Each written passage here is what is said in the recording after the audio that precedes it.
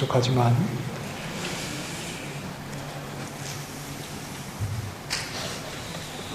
주전 2세기경에 이 버가모 왕 아탈루스 2세라고 하는 사람이 있었습니다. 그가 왕이 되기 전에 자기의 형이 어떤 에메네우스 2세라고 하는 사람이 왕이었는데 이 아탈루스 2세가 백성들에게 인기가 굉장히 많았습니다. 그런데 형이 왕이기 때문에 백성들에게 아무리 인기가 많아도 동생은 자기 왕의 신하로서의 선을 넘지 않는 겁니다. 뭐 이런저런 말들이 많지 않았겠습니까? 그러나 형이 왕으로 있는 이상 자기는 신하로서 자기 선을 넘지 않고 왕에게 충성을 다했고, 이 동생의 충성을 알았던 형은 동생을 한없이 신뢰를 했습니다. 그리고 이제 시간이 지나서 자연스럽게 왕위를 이 형 에메네우스 2세가 동생 아탈루스 2세에게 넘겨주고, 그 이후에 아탈루스 2세가 형을 위해서 지은 도시가 바로 이 빌라델비아라고 하는 교회입니다. 아탈루스 필라델포스라고 부르기도 합니다. 필라델포스라고 하는 말은 사랑이라는 뜻의 필로스와 형제를 뜻하는 아델포스, 이 두 단어가 합쳐진 겁니다. 그래서 이 빌라델비아라는 말은 형제 사랑, 이런 의미를 가지고 있는 도시, 1세기 당시에는 한 1000명 정도 살았던 그런 작은 도시로 알려져 있습니다. 이 당시에 포도를 많이 재배했던 곳입니다. 지금은 터키의 한 작은 도시, 다른 이름으로 불려지는 작은 도시인데, 지금도 제가 가보진 않았습니다만 사진을 봤더니 도시 입구에 크게 이렇게 포도의 형상을 해놓은 것으로 봐서 지금까지도 포도를 많이 재배하고 있는 이런 지역입니다. 1세기 당시에는 술의 시인이었던 디오니소스, 그리스 신화에서는 디오니소스고 로마 신화에는 이 바카스로 알려져 있는데, 이 디오니소스가 이 포도주의 신이지요. 어떻게 하다 우연히 포도주 제조하는 법을 알아서 사람들에게 이 포도주 만드는 법을 가르쳐 줬답니다. 이 신화에 그렇다는 겁니다. 그래서 이 술이 있으면 당연히 또 어떤 광란의 축제가 있지요. 술과 함께 광란의 축제를 즐기는 장소가 어디였냐 하면 바로 이 술의 신이었던 디오니소스 신전이 있던 빌라델비아가 그런 문화 속에 있었다는 말입니다. 그리고 또 그곳은 유대인들, 예수님을 그리스도로 믿지 않던 유대인들이 많이 정착해서 살던 곳이었습니다. 그럼 이 빌라델비아 지역에 있었던 빌라델비아 교회에는 디오니소스 신전에서 술과 광란의 축제를 즐기는 세상의 문화와 또 예수를 그리스도로 인정하지 않는 유대인들의 핍박 속에서 적지 않은 어려움을 겪었을 것이다 하는 짐작을 우리는 충분히 해볼 수가 있습니다. 빌라델비아, 형제 사랑입니다. 형제 간의 변함이 없는 믿음과 충성이 기념되었던 그곳에 교회가 세워졌고, 그곳에 있는 교회를 향해서 주님께서 이렇게 말씀을 하십니다. 9절 하반절에 내가 너를 사랑하는 줄을 알게 하리라. 주님께서 형제 사랑을 이야기하는 빌라델비아에 있는 교회를 향해서, 주님의 형제된 교회를 향해서 내가 너를 사랑한다, 이렇게 말씀을 하시는 겁니다. 예수님께서 공생의 사역을 하실 때 이상한 소문이 하나 떠들었죠. 예수님께서 미쳤다는 소문이었습니다. 그것도 귀신에 들려서 미쳤다. 그 말을 듣고 예수님의 가족과 친척들이 걱정이 되어서 예수님을 데리러 왔습니다. 지금 예수님이 미쳤다는 소문이 들리니까 가만히 둘 수가 없잖아요. 그래서 가족과 친척들이 예수님을 집에 데리고 가기 위해서 왔지요. 가족들도 이렇게 불안해했으니까 예수님이 미쳤다는 소문이 돌 때 예수님을 따라다녔던 사람들도 적지 않은 사람들이 그만 예수님에게서 발길을 돌렸을 것입니다. 그러나 여전히 예수님을 가까이 쫓은 사람들을 향해서 예수님께서 이런 말씀을 하십니다. 둘러앉은 자들을 보시며 이르시되 내 어머니와 내 동생들을 보라. 누구든지 하나님의 뜻대로 행하는 자가 내 형제요 자매요 어머니이니라. 교회가 예수 그리스도의 형제가 될 수 있는 것은 하나님의 뜻대로 교회가 행하고 있기 때문입니다. 하나님의 뜻대로 행한다는 말은 예수님을 모시고 둘러 앉았다는 말입니다. 물론 예수님께서 가운데 계시고 원을 그리면서 쭉 둘러 앉아서 예수님의 말씀을 들었던 당시의 모습을 이야기하는 것이기도 하지만 하나님의 뜻대로 행하는 교회가 뭐냐? 예수 그리스도를 둘러 앉아서 예수님의 순종하고 예수님의 말씀을 듣고 예수님 안에 있는 약속만을 진실하게 바라보고 따르는 자들을 가리켜서 하나님의 교회요. 그들을 향해서 예수님은 내 형제들이다. 이렇게 주님께서 부르시는 겁니다. 세상이 무슨 말을 하든지 예수님을 향해서 미쳤다고 하든지 예수님을 향해 귀신 들렸다고 하면서 예수 그리스도의 메시지가 예수 그리스도 안에 이 온 세상을 구원할 만한 구원의 메시지가 오직 그 안에 있다고 하는 말을 이런저런 비방과 비웃음으로 예수님을 욕한다 하더라도 오늘날 하나님의 교회, 하나님의 백성된 자들이 그럼에도 불구하고 예수 그리스도를 둘러앉아 예수님에게서 나오는 진리의 복음에만 귀를 기울일 때 그것이 진정한 교회요. 그들을 향해서 예수님은 형제라 이렇게 말씀을 하시는 겁니다. 1세기 외부에 비춰진 교회의 모습은 그저 유대 교회에서 떨어져 나간 소수의 종교 집단에 불과했습니다. 그들은 모든 나라와 그들이 정복하는 모든 나라와 그들의 문화와 그들의 종교를 다 수용을 해서 이 다신교 문화를 가지고 있던 로마의 그 다신교 문화를 정면으로 배격을 하고 또 유대인들이 말하는 그 율법주의를 철저하게 거부를 하면서 세상에 섞여서 세상 속에 안전하게 살아가기보다 오히려 세상으로부터 분리되고 어떤 손해와 박해가 있다 하더라도 오직 예수 그리스도만을 고집하던 그런 사람들이 1세기 외부의 눈에 비춰진 그런 교회의 모습이었습니다. 이것을 밖에서 보면 고집이다 이렇게 말할 수 있겠지만 성경은 확신이라고 말을 합니다. 예수님을 둘러앉아서 주님만을 향한 믿음을 가지는 것은 확신에서 나오는 것이요. 그렇게 예수님에게만 확신을 가질 수 있는 이유는 성령이 우리 안에 계신 성령이 예수 그리스도에 대한 확신을 우리에게 주시기 때문입니다. 로마서 8장 16절 말씀에 성령이 친히 우리의 영과 더불어 우리가 하나님의 자녀인 것을 증언하시나니 그리스도의 형제인 교회는 성령이 주시는 확신을 가지고 예수 그리스도만 둘러앉기로 작정한 사람들입니다. 오늘 역시 우리가 하나님의 교회요 예수 그리스도의 형제가 된 자들이라면 우리 안에는 성령이 계시는 것이고 그 성령이 우리 안에 하시는 일은 예수 그리스도에 대한 확신을 우리에게 주셔서 그 외에 다른 것에 우리의 중심이 섞이지 않도록 오직 예수 그리스도만 바라보는 그런 분명한 확신 가운데 우리를 거하도록 붙잡아 주신다는 사실입니다. 성령이 주시는 확신은 성경을 통해서 가지게 되는 겁니다. 하나님의 말씀을 통해서 가지게 되는 겁니다. 성경을 읽는 사람들은 많습니다. 성경을 안다고 하는 사람들은 많죠. 그러나 성경을 통해서 예수 그리스도에 대한 확신을 가지는 사람은 그렇게 많지 않을 수도 있습니다.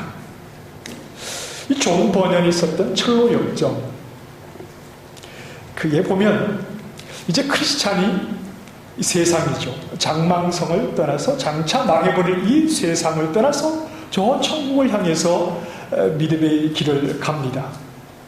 그런데 이 천국의 길을 가는 동안에 좀 몸이 피곤했던지 한낮에 정자에 앉아서 깊은 잠에 빠지게 됩니다. 그때 무엇을 잠을 자다가 떨어뜨리느냐 하면 이 두루마리를 떨어뜨립니다. 그리고 잠에서 깨어서 이제 가던 길을 한참을 가다가 그만 자기에게서 두루마리가 사라졌다는 사실을 발견하게 되자 어디에서 떨어뜨렸는가? 그때 내가 정자에서 잠을 자다가 떨어뜨린 것 같다 해서 다시 왔던 길을 돌아서 그곳으로 갑니다. 많은 후회를 하면서 말이지요. 내가 어떻게 하다가 바삐 걸어가야 하는데 걸어가지 못하고 이렇게 잠이 들어서 그만 그 두루마리까지 떨어뜨리고 시간을 허비한단 말인가 많은 후회를 하면서 잠을 잤던 정자로 다시 갑니다. 그래 한참을 되돌아와서 정자 의자 밑에 떨어졌던 두루마리를 발견하였지요. 이렇게 쓰여져 있습니다. 떨리는 손으로 그것을 재빨리 집어들어 다시 가슴 안쪽에 간직하고 나니 두루마리를 다시 찾게 된 그의 기쁨이 얼마나 컸는지 누가 감히 묘사할 수 있으리요. 그 기쁨이 얼마나 컸는지 이거 누구도 알 수 없다는 겁니다.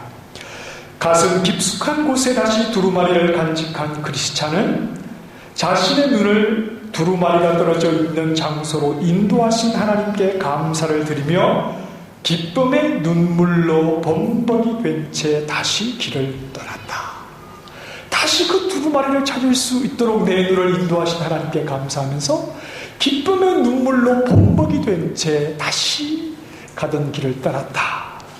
이 두루마리야말로 그의 영생을 보장해주는 증서인 동시에 그가 소망하는 천국으로 들어갈 수 있는 통행증이었다.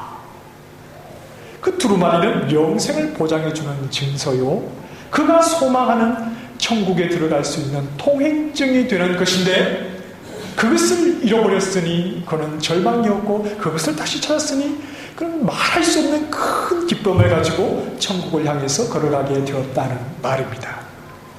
이 두루마리는 하나님의 말씀이 성경을 가리킵니다. 그러나 이 두루마리는 또한 확신을 가리키는 말입니다.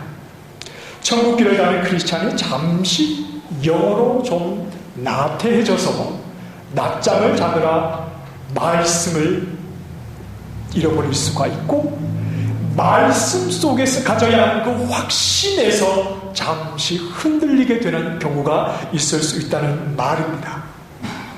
우리가 칭의라는 말을 씁니다. 의롭다함을 얻었다는 겁니다. 이 칭의는 하나님께서 예수 그리스도의 대속의 사역을 근거해서 우리를 의롭다 이렇게 말씀해 주시는 칭의는 하나님이 단 한 번 선언해 주심으로 이것은 영원히 바뀌지 않는 것입니다. 그러나 이 확신이라고 하는 것은 더 분명해질 수도 있고 때로는 사라질 수도 있는 것입니다. 성령 충만이 반복되어야 하는 것처럼 확신, 말씀에 근거한 이 확신이라고 하는 것도 계속해서 발전해 나아가야 하는 겁니다. 크리스찬이 잃어버렸던 말씀을 찾고 그 속에서 확신을 다시 가지게 되었을 때 크리스찬에게 무엇이 찾아왔습니까? 기쁨이 찾아왔습니다. 그 기쁨이 얼마나 컸는지 누가 감히 묘사할 수 있으리요. 기쁨의 눈물로 범벅이 된 채 다시 길을 떠났다. 말씀과 말씀 속에서 확신을 가지게 될 때 우리 그리스도인들이 가지게 되는 기쁨은 빌라델비아의 디오니소스 신전에서 포도주를 거하게 마시고 춤을 추며 광란의 축제를 즐기는 세상의 기쁨과는 전혀 다른 기쁨입니다. 우리는 이 기쁨을 가지고 살아가는 사람들이요, 말씀과 말씀 속에서 얻어야 하는 분명한 확신이 우리 안에 계시는 성령이 우리에게 강력하게 증언해 주심으로 그 확신을 가질 때 우리는 세상의 기쁨을 흉내내지 않고 우리에게 주시는 그 영의 말할 수 없는 기쁨을 가지고 믿음의 길을 걸어갈 수 있다는 말입니다. 이 확신은 늘 일정하고 늘 충만한 것이 아니라 때로는 사라지기도 하고 때로는 채워지기도 하지만 우리가 늘 깨어서 말씀 안에서 이 확신을 가지고 있을 때 우리는 기쁨 속에서 믿음의 길을 가게 되는 겁니다. 그럼 성경을 통해서 우리가 가지게 된 확신이 무엇이냐 하면 예수 그리스도에 대한 확신입니다. 여러분은 많이 이미 좋아해 보셔서 아십니다. 그럼 성경이 무엇을 말합니까? 자, 한번 대답해 보실까요? 시작. 예. 교회는요, 다른 이야기를 하는 데가 아니죠. 성경을 모르고 성경을 읽지 않으면 입을 다물어야 하는 곳이 교회입니다. 교회는 말씀 속에서 말씀이 우리에게 무엇을 가르쳐 주는지를 정확하게 알고 그것을 확신하고 그 위에 서 있는 곳이기 때문에 그렇죠. 철로역정에서 전해주는 것처럼 크리스찬을 천국으로 들어갈 수 있도록 해주는 통행증이 뭡니까? 성경입니까? 성경책입니까? 성경책만 가지고 있으면 누구나 다 천국에 들어가는 통행증을 가지는 겁니까? 그렇지 않죠? 성경책이 없는 사람이 어디에 있어요? 예수님을 믿지 않아도 성경을 읽는 사람들도 많은데 성경책이 통행증입니까? 아닙니다. 성경이 우리에게 왜 있는 겁니까? 성경이 우리에게 있는 이유는, 하나님의 말씀이 우리에게 있는 이유는 진정한 하나님의 말씀이 무엇인지를 성경 속에서 발견하라고 있는 겁니다. 그 누굽니까?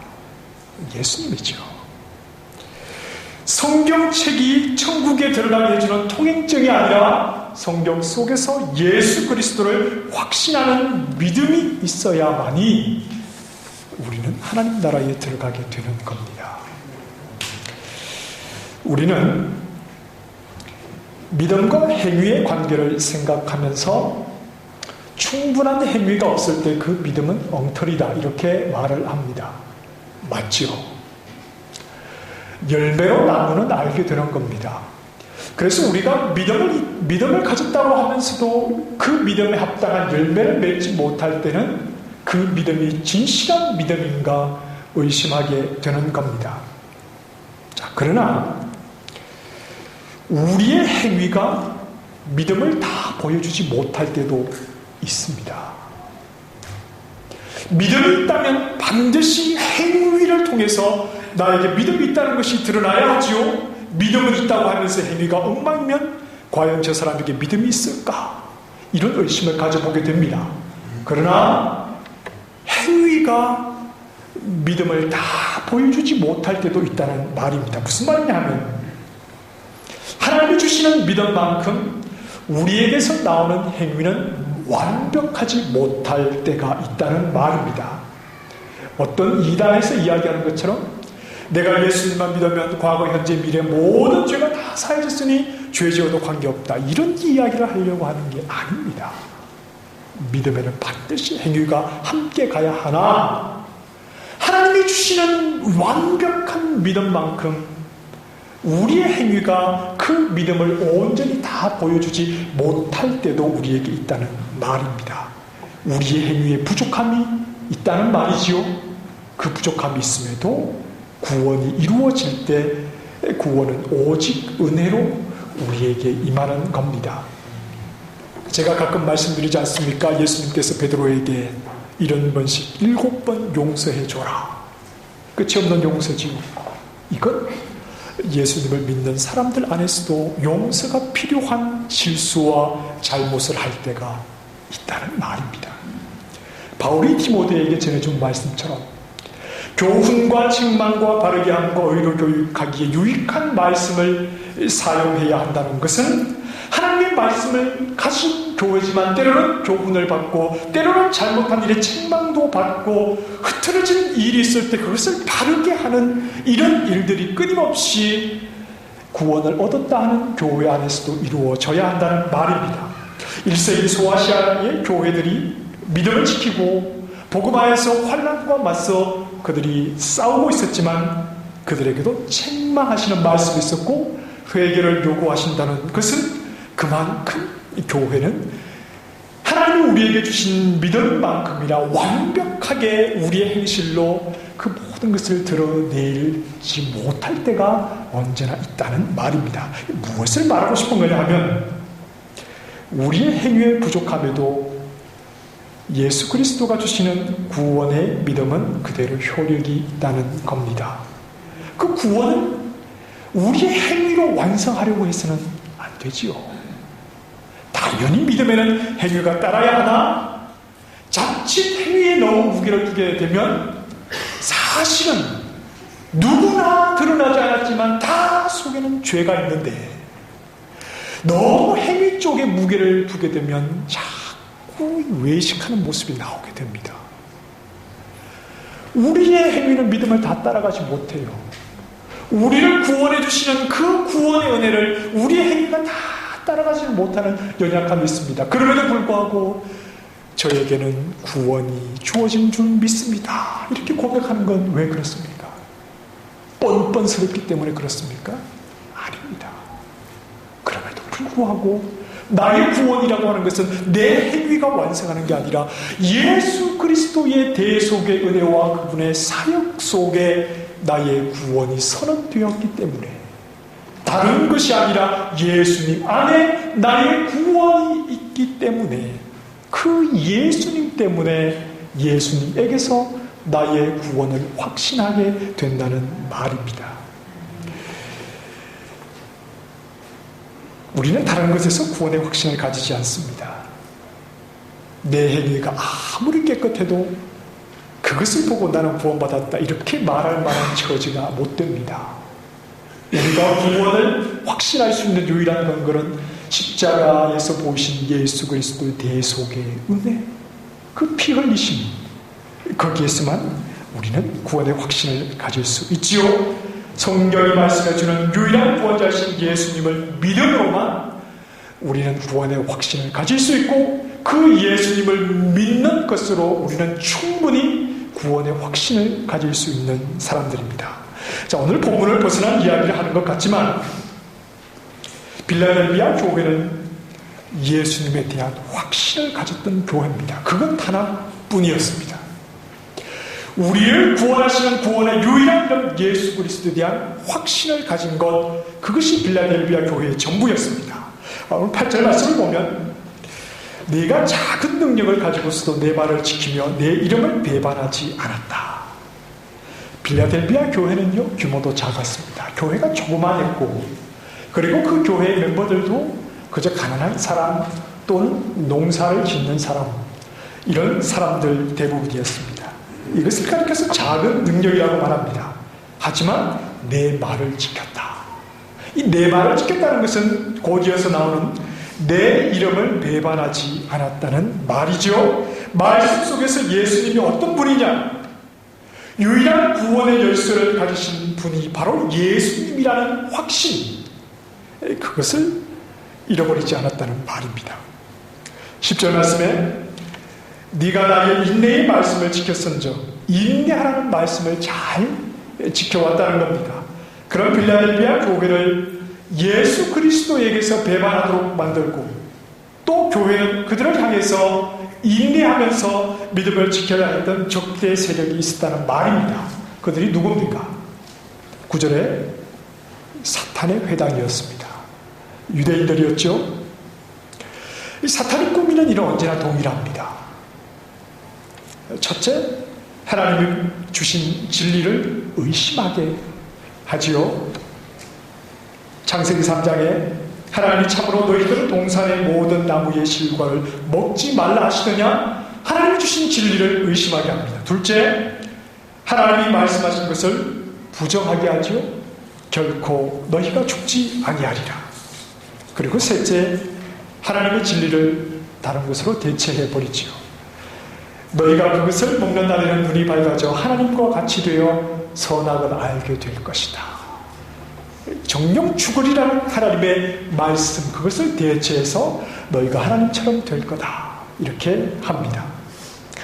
빌라델비아에서 정착해 살던 유대인들의 회당, 그들은 사탄의 회당이었기 때문에 빌라델비아 교회를 향해서도 진리의 말씀을 의심하게 하고 말씀하신 구원의 약속을 부정하게 하고 하나님의 진리를 대체해서 오직 예수가 너에게 구원을 주는 것이 아니라 할례도 받고 율법도 지켜야만이 너에게 구원이 온다.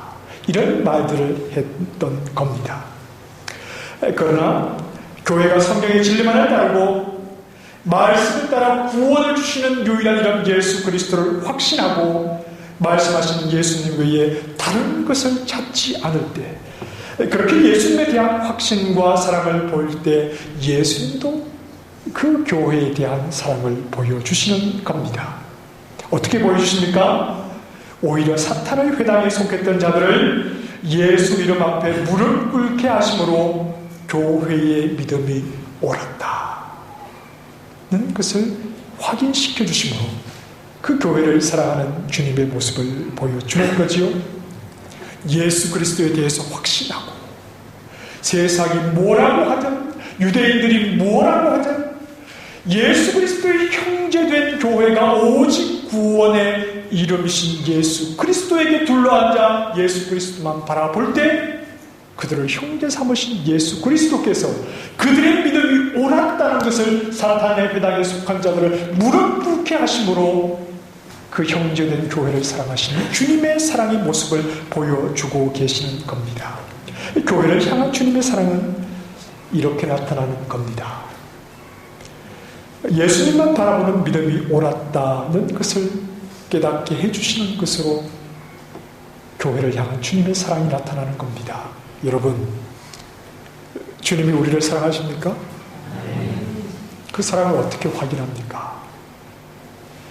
주님이 나를 사랑하시는 사랑을 확인하는 것은 내가 주님만을 찾고 어떤 유혹, 어떤 배반의 길로 나아가지 않고 오직 예수 그리스도를 둘러앉아 주님의 말씀에 순종하며 구원의 이름이신 예수 그리스도만 끝까지 바라보고 포기하지 않을 때 결국은 어떤 환경을 통해서도 너의 믿음이 옳았다라고 하는 것을 우리에게 깨닫게 하심으로 우리를 사랑하시는 주님의 사랑을 나타내 주시는 겁니다.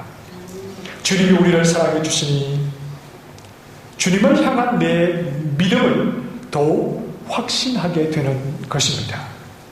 주님의 사랑을 받고 있는 사람들은 다른 사람들이 아니라 예수 이름만을 확신하는 가운데 그 이름을 놓지 않고 끝까지 그 이름을 붙잡고 나아가는 사람들, 그 사람들이 바로 주님의 사랑을 받고 있는 사람들이요, 또 그 믿음이 옳았다는 것을 주님께서 깨닫게 하시고 보여주심으로 여전히 주님 사랑 안에 있다는 것을 확인시켜 주시는 겁니다. 믿음의 길을 가면서 잠자지 않도록 도우시는 것이 우리를 사랑하시는 주님의 사랑입니다. 11절 말씀에 내가 속히 오리니 내가 가진 것을 굳게 잡아 아무도 내 면류관을 빼앗지 못하게 하라. 면류관은 영광이지요. 교회의 영광인 예수 그리스도입니다. 그리스도에 대한 확신을 빼앗기지 않는 것이 바로 주님의 사랑을 받고 있는 교회의 모습입니다. 다윗의 열쇠를 가지신 분이 다윗의 열쇠를 가졌다는 것은 다윗이 하나님 나라의 왕이신 예수 그리스도를 예표하는 자 아니었습니까? 바로 예수 그리스도 안에서 하나님의 나라가 이루어진다는 이 분명한 확신을 가진 교회 안에 열린 문을 두었습니다. 이 열린 문은 무엇을 가리키느냐 하면 예수님을 가리키는 말입니다. 예수님께서 이렇게 말씀하시죠. 내가 진실로 진실로 너희에게 이르노니 나는 양의 문이라 말씀하신 것처럼 이 땅에서 믿음을 배반할 수 있는 위험이 있지만 그러나 인내 속에서 오직 예수님만 확신하는 자들에게 열린 문이 되어주셔서 교회를 품어주심으로 끝까지 믿음의 길을 가게 해주시는 겁니다. 12절 말씀, 이기는 자는 내 하나님의 성전 기둥이 되게 하리니 그가 결코 다시 나아가지 아니하리라.